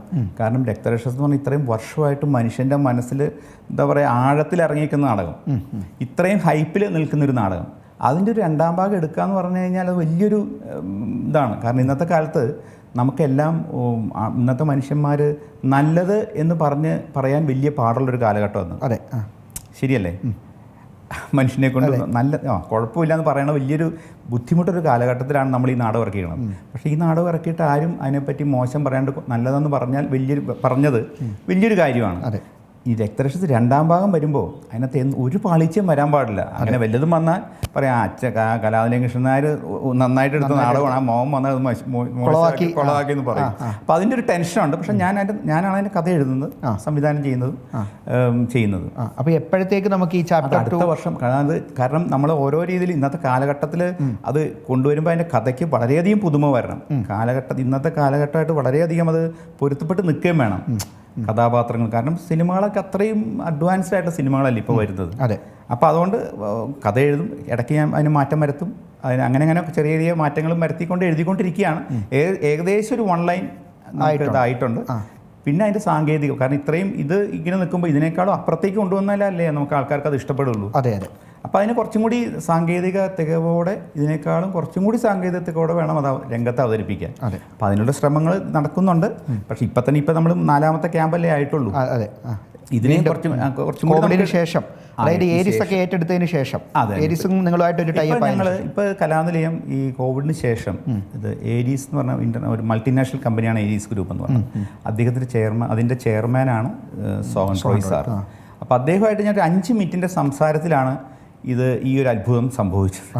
കാരണം അദ്ദേഹം ഒരു വലിയൊരു വ്യവസായി ആണെങ്കിൽ പോലും വളരെയധികം പാഷനേറ്റാണ് കലകളോടും എല്ലാം. അദ്ദേഹത്തിന് 999 എന്ന് പറഞ്ഞ ഡാം ഭയങ്കര ഇതിനോടൊക്കെ വളരെയധികം ഇഷ്ടമുള്ളൊരു വ്യക്തിയാണ്. അങ്ങനെ ഒരു വ്യക്തിയും കൂടി ഉണ്ടെങ്കിൽ മാത്രമേ അത് പൊരുത്തപ്പെട്ടു പോകുള്ളൂ. മനസ്സിലായില്ല? ഇതിനോട് ഇഷ്ടം വേണം, നാടകത്തിന് കലകളോട് ഇഷ്ടം വേണം. പിന്നെ നമുക്ക് ഇനിയുള്ള കാലത്ത് ഞാൻ ഒറ്റയ്ക്ക് നടത്തുക എന്ന് പറഞ്ഞാലും വലിയൊരു റിസ്ക്കാണ് അത് സത്യം പറയാം. നമുക്ക് ഇനിയും ഇപ്പോൾ കേരളത്തിൽ മാത്രമായിരിക്കും, നമുക്ക് ഇന്ത്യക്ക് പുറത്തും നമുക്ക് നാടകങ്ങൾ അവതരിപ്പിക്കണമെങ്കിൽ ഇങ്ങനെ വലിയൊരു മൾട്ടിനാഷണൽ കമ്പനിയുടെ സപ്പോർട്ടും കൂടി നമുക്ക് വേണം. അപ്പോൾ അങ്ങനെയാണ് ഈ ഏരീസ് എന്ന് പറഞ്ഞ മൾട്ടിനാഷണൽ കമ്പനിയായിട്ട് അസോസിയേറ്റ് ചെയ്തിട്ട് ഇപ്പോൾ ഇത് ഏരീസ് കലാനിലയം എന്നുള്ള പേരിലാണ് നമുക്ക് നാടകങ്ങൾ അവതരിപ്പിക്കുന്നത്. അപ്പോൾ അവരുടെ വലിയൊരു സപ്പോർട്ട്, സാറിൻ്റെ വലിയൊരു സപ്പോർട്ടാണ് നമുക്ക് ഇത്തരം മാറ്റങ്ങൾ വരുത്താൻ എന്നെക്കൊണ്ട് സാധിച്ചത്. എല്ലാവിധ നമുക്ക് സ്വാതന്ത്ര്യവും തരണമല്ലോ, അതും അദ്ദേഹം വളരെയധികം എല്ലാവിധ സ്വാതന്ത്ര്യവും തന്നിട്ട് എൻ്റെ കൂടെ നിൽക്കുന്നുണ്ട്. അത് വലിയൊരു ഇതിൻ്റെ മുന്നോട്ടുള്ള യാത്രയ്ക്ക് എനിക്ക് വലിയൊരു സഹായമായിട്ടുണ്ട് ശരിക്കും പറഞ്ഞു കഴിഞ്ഞാൽ. അപ്പോൾ രക്തരക്ഷ സെക്കൻഡ് പാർട്ട് വരും, അത് അടുത്ത വർഷത്തോടെ അത് വരും. അതിനുശേഷം കത്തനാർ വരും, അലാവുദ്ദീൻ അൽബകളൊക്കെ വരും. അപ്പോൾ അതേപോലെ തന്നെ നാരദൻ കേരളത്തിൽ ഇപ്പോൾ വരാൻ കാരണം അന്നത്തെ 1979 തോന്നുന്നു നാരദൻ നാടകം ഇവിടെ എറണാകുളത്ത് മറൈൻ ഡ്രൈവിലാണ് അത് ആദ്യമായിട്ട് അവതരിപ്പിച്ചത്. 150 ദിവസം കണ്ടിന്യൂസ് ആയിട്ട് അവതരിപ്പിച്ച നാടകമാണ്. അന്ന് ഈ അടിയന്തരാവസ്ഥ കാലം കഴിഞ്ഞ് ജനതാഭരണം ഭരണ സമയത്താണ് നാടകം ഇറക്കിയത്. അപ്പോൾ അത് ഭയങ്കരമായിട്ട് ഹിറ്റായി. പിന്നെ അന്നത്തെ ആദ്യത്തെ ഒരു സെറ്റർ നാടകമാണത്. പിന്നെ അന്ന് ടി വിയിലൊന്നും ഈ മറിമായം അങ്ങനത്തെ കോമഡി സ്കിറ്റുകളൊന്നും വരാത്തൊരു കാലഘട്ടം. ഇന്നിപ്പോൾ ടി വിയിലും മറ്റുള്ള ഇതിലൊക്കെ ഈവൻ മൊബൈലിൽ പോലും റീലുകളും വരുന്ന സമയമല്ലേ. അപ്പോൾ അത് അത്രത്തോളം ഞാൻ വീണ്ടും എടുത്തു. 2003 ഞാൻ തുടങ്ങി കഴിഞ്ഞപ്പോൾ നാരദൻ കേരളത്തിലും എടുത്തു, കായംകുളം കൊച്ചുണ്ണി എടുത്തു. പക്ഷേ ഇനി അത് നാരദൻ കേരളത്തിൽ എന്തായാലും ഉണ്ടാവില്ല. പക്ഷേ അലാവുദ്ദീനും അത്ഭുതങ്ങളൊക്കെ കുട്ടികൾക്ക് പറ്റുന്ന രീതിയിൽ അലാവുദ്ദീൻ അത്ഭുതങ്ങളൊക്കെ വരാം. കത്തനാർ എന്തായാലും വരും. അതിന് മാറ്റങ്ങൾ വരും, കാലഘട്ടത്തിൽ മാറ്റങ്ങൾ പുതിയ രീതിയിലായിരിക്കും. പണ്ട് അവതരിപ്പിച്ച അതേപോലെയല്ല ഇനി അവതരിപ്പിക്കും. കഴിഞ്ഞ പ്രാവശ്യം ജയസൂര്യ മകനും ഫാമിലിയൊക്കെ നാടകം കാണാൻ വന്നു. അപ്പോൾ ജയസൂര്യയുടെ മകൻ ചോദിച്ചു, ചേട്ടാ ഞങ്ങളെ കത്തനാരെപ്പെടാൻ വരുന്നത്? ഞാൻ പറഞ്ഞു അച്ഛൻ്റെ സിനിമ വരട്ടെ, അതിനുശേഷം ഞാൻ ആലോചിക്കുന്നത്. അപ്പോൾ അത് വലിയൊരു കാര്യം. പിന്നെ നമുക്ക് ഇത്രയും സിനിമ എറണാകുളത്ത് നാടകം കിട്ടുന്ന ഒട്ടുമിക്ക സിനിമാ താരങ്ങളും നാടകം കാണാൻ വന്നു. 1ഉം 2ഉം പ്രാവശ്യമൊക്കെ വന്നിട്ടുണ്ട് അവരൊക്കെ. അപ്പോൾ അതൊക്കെ വലിയൊരു നാടകത്തിന് നമുക്ക് കലാനിലയത്തിൽ നാടകം മാത്രമല്ല ഞാൻ ഉദ്ദേശിക്കുന്നത്. നാടകം എന്ന് പറഞ്ഞാൽ മീഡിയയ്ക്ക് വളരെ ഒരു പ്രോത്സാഹനമാണ് ശരിക്കും ഇപ്പോൾ കിട്ടിക്കൊണ്ടിരിക്കുന്നത്. പുതിയ തലമുറ നാടകത്തിലേക്ക് വരണം. അതാണ് ഇന്നത്തെ കാലത്ത് പുതിയ തലമുറ നാടകത്തിലേക്ക് വരുന്നത്. ഈ അമേച്ചർ നാടകത്തിലൊക്കെ വരുന്നുണ്ടെങ്കിൽ പോലും മറ്റുള്ള നാടകത്തിൽ ഒരു പ്രൊഫഷനായിട്ട് എടുക്കുന്നില്ല. അങ്ങനെ പുതിയ തലമുറ ഈ നാടകം എന്ന് പറഞ്ഞാൽ മീഡിയയിലേക്ക് വന്നാൽ മാത്രമേ നാടകം ഇനിയും ഡെവലപ്പ് ആവുള്ളൂ. അപ്പോൾ അത് വരണം. അത് പുതിയ തലമുറ ഇതിനകത്തേക്ക് വരണം. പുതിയ ആശയങ്ങൾ. ഇപ്പോൾ നമ്മൾ പ്രൊഫഷണൽ നാടകത്തിൽ ഇപ്പോൾ എല്ലാവരും പറയും പ്രൊഫഷണൽ നാടകത്തിലൊന്നുമില്ല. പക്ഷേ അതൊക്കെ വെറും മണ്ടത്തരമാണ്. പ്രൊഫഷണൽ നാടകത്തിൽ കഴിവുള്ള സംവിധായകന്മാരുണ്ട്, കഴിവുള്ള എഴുത്തുകാരുണ്ട്. പക്ഷേ അവരെ നമുക്ക് കുറ്റം പറഞ്ഞിട്ട് കാര്യമില്ല. അവർ കളിക്കുന്ന എവിടെ അമ്പലപ്പറമ്പ്, പള്ളി ആഘോഷം, ഉത്സവങ്ങൾ, പെരുന്നാൾ, അതിനകത്തിൽ കളിക്കാൻ പറ്റും. അപ്പോൾ അവർക്ക് ചെയ്യാവുന്നതിൻ്റെ ലിമിറ്റേഷൻ ഉണ്ട്. അത് നിന്നിട്ട് ചെയ്തില്ലെങ്കിൽ അവർക്ക് വർക്ക് കിട്ടില്ല. പക്ഷേ അവരിലും കഴിവുള്ള എഴുത്തുകാരുണ്ട്, നല്ല സംവിധായകന്മാരുണ്ട്, ചെറിയ പരീക്ഷണം നടത്താൻ അവർ ശ്രമിക്കുന്നുണ്ട്. അതുപോലെ അമേച്ചർ നാടകങ്ങളും വളരെയധികം പുതുമകൾ ചെയ്യാൻ അവർ ശ്രമിക്കുന്നുണ്ട്. പക്ഷെ നമുക്കുള്ള ഒരു ഗുണം എന്ന് പറഞ്ഞു കഴിഞ്ഞാൽ അച്ഛൻ ഉണ്ടാക്കി വെച്ചൊരു വലിയൊരു പ്ലാറ്റ്ഫോം, ഒരു ബ്രാൻഡ്, കലാനിലയം എന്നുള്ളൊരു ബ്രാൻഡുണ്ട്. അപ്പം നമുക്ക് ആ പ്ലാറ്റ്ഫോമിൽ നമുക്ക് ആ ഒരു മെത്തേഡ് വെച്ച് പുതിയ കാര്യങ്ങൾ ചെയ്യാൻ എന്നെ കൊണ്ടും സാധിക്കുന്നുണ്ട്. അത് വലിയൊരു ഭാഗ്യമാണ് നമ്മളെ സംബന്ധിച്ചിട്ട്. ശരി, തലമുറകളായിട്ടിങ്ങനെ കാണുന്ന നാടകം, പക്ഷേ ഈ ഓരോ കാലഘട്ടത്തിനനുസരിച്ച് ഇതിലെ അഭിനേതാക്കളും മാറുന്നുണ്ട്. ഞാൻ മനസ്സിലാക്കുന്ന ഇപ്പോഴത്തെ ആ യക്ഷിയൊക്കെ ആയിട്ട് വരുന്ന പെൺകുട്ടിയൊക്കെ അവരൊക്കെ വളരെയധികം ശ്രദ്ധിക്കപ്പെടുന്നുണ്ട്. അപ്പോൾ ഈ അഭിനേതാക്കളും സാങ്കേതിക പ്രവർത്തകരിലും ഒക്കെ ഈ തലമുറ മാറ്റം ഉണ്ടോ? ഈ യക്ഷിയൊക്കെ ആയിട്ട് വരുന്ന ആ കുട്ടിയുടെയൊക്കെ അതൊക്കെ ആളുകൾക്ക് ഒരു പക്ഷേ അറിയാനൊക്കെ താല്പര്യം കാണും. തീർച്ചയായിട്ടും. അത് അതിനെക്കുറിച്ചൊക്കെ ഒന്ന് പറയാം. ഞാനിപ്പോൾ ഇതിനകത്ത് അച്ഛനുള്ള സമയത്തുള്ളവർ അഭിനയിക്കുന്നവർ ആരുമില്ല സത്യം. പക്ഷേ 2003 തുടങ്ങിയപ്പോൾ ഒരു ആ ടീമിനെ ഒരു അച്ഛനുള്ള കാലഘട്ടത്തിലുള്ള ഒരാൾക്കാരുണ്ട്. അതുകൊണ്ടാണ് എനിക്ക് കുറേയും കൂടി എനിക്ക് അപ്പം തുടങ്ങാൻ പറ്റിയത്. കുറേ കൂടി ഈസി ആയിരുന്നു. പക്ഷെ ഇപ്പോൾ 2003 ഞാൻ തുടങ്ങിയ സമയത്തുള്ള 1-2 പേര് ഇതിനകത്തുണ്ട്. ഇപ്പോൾ ഉള്ളവർ പിന്നെയുള്ളവരൊക്കെ നമ്മൾ പുതുതായിട്ട് നമ്മൾ ഇൻ്റർവ്യൂ ചെയ്തെടുത്തിട്ടുള്ളവരാണ്, ഓഡിഷൻ ചെയ്തിട്ട് എടുത്തിട്ടുള്ളവരാണ്. അതിൽ ഞാൻ കുറേ ചെറുപ്പക്കാരെയാണ് കൂടുതൽ ഞാൻ കൊണ്ടുവരാൻ ശ്രമിച്ചത്. കാരണം അങ്ങനെ വന്നാൽ മാത്രമേ ഞാൻ നേരത്തെ പറഞ്ഞ പോലെ ഇത് മുന്നോട്ട് പോകാൻ സഹായിക്കുള്ളൂ. ഇപ്പോൾ ആ യക്ഷിയായിട്ടൊക്കെ അഭിനയിക്കുന്ന കുട്ടി എന്ന് പറഞ്ഞാൽ ചാർട്ടേഡ് CA കാരിയാണ് ആ കുട്ടിയൊക്കെ. അപ്പോൾ അവർക്ക് അങ്ങനെയൊക്കെയുള്ള കുട്ടികൾ വരുമ്പോൾ അവർക്ക് ഈ അവരുടെ പ്രൊഫഷനും നാടകവും കൂടെ ഒരുമിച്ച് പ്രൊഫഷനും പാഷനും കൂടെ ഒരുമിച്ച് കൊണ്ടുപോകാൻ പറ്റും. അപ്പോൾ അതൊക്കെ വരുമ്പോൾ മറ്റുള്ള കുട്ടികൾക്കും ഇത് നല്ലൊരു ഫീൽഡാണെന്നൊരു തോന്നൽ വരുമല്ലോ. അതെ. ആ കുട്ടിയൊക്കെ ഭയങ്കര സ്ട്രെയിനാണ് എടുക്കുന്നത് ശരിക്കും പറഞ്ഞാൽ നാടകത്തിൽ. അത് കണ്ടിട്ടുള്ളവർക്കൊക്കെ നാടകം ഇപ്പോൾ കണ്ടിട്ടുള്ളവർക്കൊക്കെ അറിയാൻ പറ്റും. അത് അവരൊക്കെ ഭയങ്കര ഡെഡിക്കേറ്റഡ് ആണ്. പിന്നെ എന്നെ സംബന്ധിച്ച് വലിയൊരു ഗുണം എന്ന് പറഞ്ഞു കഴിഞ്ഞാൽ നല്ലൊരു ഡെഡിക്കേറ്റഡ് ആയിട്ട് ഒരു ടീമിനെ നമുക്ക് കിട്ടി. ഇപ്പം ഞാൻ എന്തൊക്കെ പുതുമ കൊണ്ടുവന്നാലും ആത്മാർത്ഥതയോടെയും അർപ്പണബോധത്തോടു കൂടിയുള്ളൊരു ടീമിനെ കിട്ടിയാൽ മാത്രമേ നമുക്ക് മുന്നോട്ട് കൊണ്ടുപോകാൻ പറ്റുള്ളൂ. അത് ദൈവം സഹായിച്ച് നല്ലൊരു ടീമിനെ നമുക്കൊരു ക്രൂ കിട്ടിയിട്ടുണ്ട്. അതുപോലെ ഓരോ സെക്ഷനിലുള്ള ആൾക്കാരും നമുക്ക് പുതിയതായിട്ട് ട്രെയിൻ ചെയ്യിപ്പിച്ചെടുപ്പിച്ചാണ്. പിന്നെ ഈ ശബ്ദം 7.1 നമ്മൾ ചെയ്യുന്നത്. അതും ഒരു പരീക്ഷണമായിരുന്നു. കാരണം ഇത് റെക്കോർഡിങ്, ഈ എഫക്റ്റുകളും വരും, അറ്റ് എ ടൈം ലൈവ് ഡയലോഗും ഇതിൽ കൂടെ വരണം. അതെ, വലിയൊരു പാടാണ്. അപ്പോൾ അതൊക്കെ നമുക്ക് സക്സസ്ഫുള്ളായിട്ട് ചെയ്യാൻ പറ്റി. അപ്പോൾ അത് ശബ്ദത്തിൽ വലിയ മാറ്റങ്ങൾ നമുക്ക് നാടകം കണ്ടവരൊക്കെ വളരെയധികം അഭിനന്ദിച്ചിട്ട് ഈ നാടകത്തിൻ്റെ ശബ്ദം. പിന്നെ അതിൻ്റെ BGM ഒക്കെ നമ്മൾ പഴയ BGM അല്ല, പുതിയ BGM ആണ് നമ്മളൊക്കെ ചെയ്തത്. അതൊക്കെ എല്ലാവർക്കും ഇഷ്ടപ്പെട്ടിട്ടുണ്ട്. ഈ മാറ്റം എല്ലാവർക്കും ഇഷ്ടപ്പെട്ടിട്ടുണ്ട്. കാലഘട്ടത്തിനനുസരിച്ച് മാറ്റങ്ങൾ വരുത്താൻ ശ്രമിച്ചു. അത് ദൈവം സഹായിച്ച് അത് പറ്റി എന്നുള്ളത് വലിയൊരു കാര്യമാണ്. അപ്പോൾ അതുപോലെ തന്നെ ഇപ്പം സാറ് അഭിനേതാക്കളുടെയൊക്കെ കാര്യം പറഞ്ഞു. എനിക്കൊന്ന് ഈ കലാനിലയം എന്ന് പറയുന്നത്, ഈ കലാനിലയം നാടക വേദി എന്ന് പറയുന്നത് മുമ്പൊക്കെയുള്ള ആളുകൾക്ക് സിനിമയിലേക്കുള്ളൊരു ചവിട്ടുപടിയൊക്കെ ആയിരുന്നു. ഇപ്പോൾ പലരും സിനിമയിൽ അഭിനയിക്കുന്നവർ പോലും ഇപ്പോൾ സാറിൻ്റെ നാടകത്തിൽ ടീമിൽ ഉണ്ടെന്നാണ് ഞാൻ മനസ്സിലാക്കുന്നത്. ഈ പണ്ടത്തെ ആളുകളെയൊക്കെ അങ്ങനെ ഓർക്കുന്നുണ്ടോ? ഈ കലാനിലയത്തിലൂടെ സിനിമയിലേക്ക് വന്നവരെയൊക്കെ അങ്ങനെ ഒത്തിരി അനുഭവങ്ങൾ സാറിന് പറയാൻ കാണുമല്ലോ. പെട്ടെന്ന് ഓർത്തെടുക്കുന്നത് ആരെയൊക്കെയാണ്? അല്ല, പണ്ടത്തെ കാലത്ത് സിനിമയിലേക്കുള്ള ഒരു ചവിട്ടുപടിയായിരുന്നു കലാനിലയം. ഒരു പക്ഷേ അന്നത്തെ കാലത്ത് സിനിമയെക്കാളും അഡ്വാൻസ്ഡുമായിരുന്നു കലാനിലയം നാടകങ്ങൾ എന്ന് പറയാം. ശരിക്കും പറഞ്ഞാൽ ആ കാലഘട്ടത്തിൽ അന്ന് ഇവിടുന്ന് പോയ എത്രയോ പേരാണ് സിനിമയിലേക്ക്. മീനച്ചേച്ചി, ഒടുവിലുണ്ണി കൃഷ്ണേട്ടൻ, പൂജപ്പ രവി എന്ന് പറഞ്ഞാൽ മൈക്ക്, നമ്മൾ ഇന്ന് 6 മണിക്ക് നാടകം എന്ന് പറഞ്ഞാൽ മൈക്ക് അനൗൺസ്മെന്റ് ജീപ്പിൽ അങ്ങനെ വന്ന ആളാണ്. അങ്ങനെ ഇരിക്കും. പക്ഷേ ഇവരൊക്കെയുള്ള ഗുണം എന്ന് പറഞ്ഞാൽ ഇവരൊക്കെ ഈ സമയം കഴിഞ്ഞാൽ കിട്ടുന്ന സമയം മുഴുവൻ നാടകം ഒബ്സർവ് ചെയ്യും. അപ്പം അങ്ങനെ അന്നത്തെ കാലത്ത് വലിയൊരു കൊമേഡിയനായിരുന്നു, നമ്മുടെ പേര് മറന്നുപോയി, അദ്ദേഹം പെട്ടെന്ന് മരിച്ചു. ആ സമയത്താണ് പൂജപ്പ രവി ഇതിനകത്തേക്ക് കയറിയത്. അപ്പം അങ്ങനെ നമ്മുടെ ഈ രക്തരക്ഷ നാടകത്തിലെ ചീനുപ്പട്ടൻ എന്ന് പറഞ്ഞ ക്യാരക്ടർ ഉണ്ടായിരുന്നു. അത് ഞാൻ കട്ട് ചെയ്തു. ആ ക്യാരക്ടർ കണ്ടിട്ടാണ് അദ്ദേഹത്തിനെ സിനിമയിലേക്ക് ഹരിഹരൻ അമ്മണിയമ്മ എന്ന് പറഞ്ഞ സിനിമയിലേക്ക് കൊണ്ടുപോയത്. അതിൽ ഒടുവിലുണ്ണി കൃഷ്ണൻ അദ്ദേഹത്തിന് ഇവിടുന്നാണ് പോയത്. അങ്ങനെ മീനച്ചേച്ചി, പിന്നെ കാഞ്ചന, ഖദീജ, കോട്ടയം ചെല്ലപ്പൻ, KP സണ്ണി, അങ്ങനെ ഒരു പിടി ആൾക്കാർ നമ്മുടെ KP സണ്ണി ഉൾപ്പെടെ ഇവിടെ ഉണ്ടായി. മണവാളൻ ജോസഫ് ഒക്കെ ഇവിടെ ഉണ്ടായിരുന്നതാണ്. ഏറ്റവും ലാസ്റ്റ് പോയതാണ് നമ്മുടെ കോട്ടയം രമേശ്. അദ്ദേഹം 16-ാമത്തെ വയസ്സിൽ വന്നതാണ് ഇവിടെ. ഓക്കെ.